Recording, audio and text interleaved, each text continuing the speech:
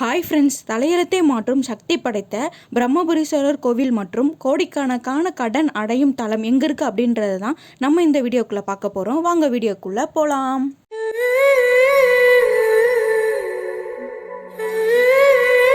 இந்த கோவிலுக்கு விதி இருந்தால் மட்டும்தான் வர முடியுமா?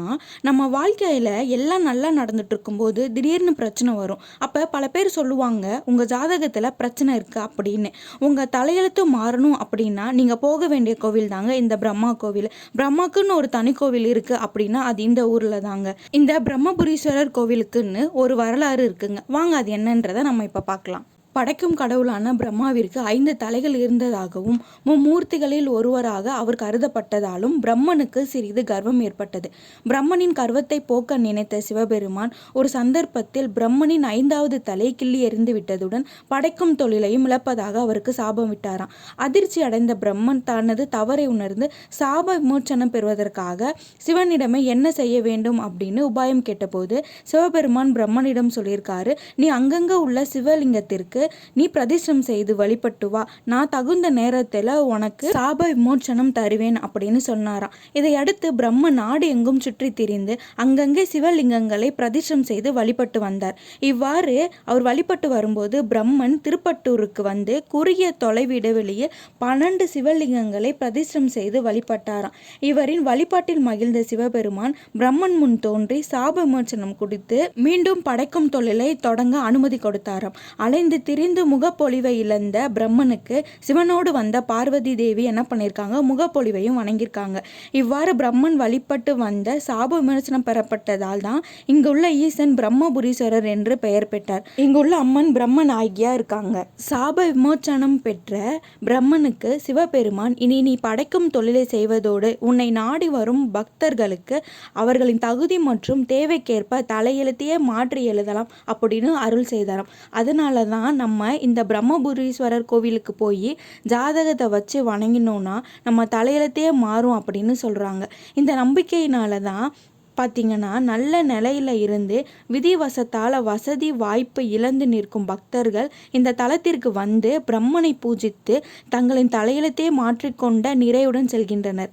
இந்த கோவிலுக்கு ஒருத்தர் வந்திருக்காரு. அவரோட வாழ்க்கையில் பார்த்திங்கன்னா அவர் எல்லாத்தையுமே இழந்திருக்காரு. இந்த கோவிலுக்கு வந்துட்டு போனோன்னு அவர் இழந்தது எல்லாத்தையுமே மீட்டுட்டாரு அப்படின்னு சொல்கிறாரு. அது சொல்லும்போது ரொம்ப ஆச்சரியமாகவே இருந்துச்சு. இந்த பிரம்மனையும் ஈஸ்வரனையும் அம்மனையும் வணங்குவதற்கு நிறைய மக்கள் கூட்டம் வர தொடங்கியிருக்காங்க. நம்ம நம்பிக்கையோட இந்த பிரம்மனை வணங்கினா நம்மளோட தலையெழுத்து மங்களகரமாக அமையும் என்பதில் எந்த விதமான மாற்றமும் இல்லை. இந்த கோவிலுக்கு பக்தர்கள் அதிகமாக வரனால பூஜைகள்லாம் பார்த்திங்கன்னா நடைமுறையில் நிறைய மாற்றத்தையும் வழிமுறைகளையும் ஏற்படுத்தியிருக்காங்க. நீங்கள் இந்த கோவிலுக்கு போகும்போது மறக்காம உங்கள் ஜாதகத்தை கொண்டு போங்க. நீங்கள் சிவனை வழிபட்டு அம்மனை சுற்றி வரும்போது பிரம்மனோட சன்னதியில் உங்கள் ஜாதகத்தை கொடுத்து நீங்கள் அவரை வழிபடுங்க. உங்கள் தலையெழுத்தே கண்டிப்பாக மாறும். அதில் ஒரு முக்கியமான விஷயங்க, மஞ்சள் தான் இங்கே தருவாங்க. அதை நீங்கள் அங்கே இருக்க தூண்லையோ மரத்துலையோ போடக்கூடாது. நீங்கள் வீட்டில் எடுத்துகிட்டு வந்து நம்ம சாமி படத்தில் வச்சு அதை பூஜை பண்ணணும். நீங்கள் பிரம்மனை பார்த்து முடிச்சதுக்கப்புறம் இந்த கோவிலில் வேறு சில சிறப்புகளும் இருக்கு. அது என்னன்றதையும் நம்ம இப்ப பார்க்கலாம். இந்த கோவில்ல பதஞ்சலி மகா முனிவரின் ஜீவ சமாதியும் இருக்கு. தெற்கு பக்கத்துல இருக்கு. வடக்கு பக்கத்துல பாத்தீங்கன்னா பாதாள லிங்கம் இருக்கு. எந்த கோவில்ல பாதாள லிங்கம் இருக்கோ அது பக்கத்துல ஜீவ சமாதி இருக்கும் அப்படின்னு சொல்லுவாங்க. நீங்க போகும்போது கண்டிப்பா பாருங்க.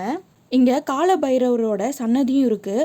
அந்த காலபைரவரை நம்ம வணங்கணும் அப்படின்னா நோய் தீரும் அப்படின்னு சொல்கிறாங்க. ஆனால் காலபைரவரை பார்த்திங்கன்னா நம்ம அஷ்டமி டைமில் தான் வணங்கணும் அப்படின்னு சொல்கிறாங்க. அதுவும் தேய்பிறை அஷ்டமியில் வணங்கணும் அப்படின்னா ரொம்பவே சிறப்பு. இந்த நந்தி பார்த்தீங்கன்னா ஒரே கல்லில் செஞ்ச நந்தியா. இந்த கோவிலில் கைலாசநாதர் கோவிலும் இருக்குது. அவர் பார்த்தீங்கன்னா கல் தேரில் தான் அமைக்கப்பட்டிருக்காங்க. இந்த கோவிலில் ஒரு ஆச்சரியமான விஷயம் இருக்குது. அது என்னன்னு பார்த்தீங்கன்னா, இந்த கோவிலில் இருக்க சிவலிங்கத்து மேலே, அதாவது பிரம்மபுரீஸ்வரர் மேலே வருஷத்துக்கு ஒரு முறை 3 நாட்களுக்கு பார்த்தீங்கன்னா சூரிய ஒளி அவர் மேலே படுமா. அது இந்த கோவிலோட ஒரு தனி சிறப்பாக சொல்கிறாங்க.